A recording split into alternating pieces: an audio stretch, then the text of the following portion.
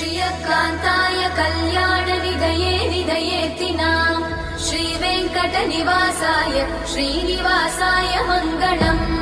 लक्ष्मी सविभ्रमालोकसुभ्रूविभ्रमचक्षुषे चक्षुषे सर्वलोकानां वेङ्कटेशाय मङ्गलम्। श्रीवेङ्कटाद्रिशृङ्गाग्रमङ्गलाभरणाग्रये मङ्गलानां निवासाय श्रीनिवासाय मङ्गलम्।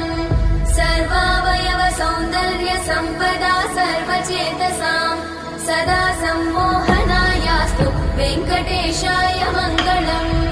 नित्याय निरवध्याय सत्यानन्दचिदात्मने सर्वान्तरात्मने श्रीमद् वेङ्कटेशाय मङ्गलम्।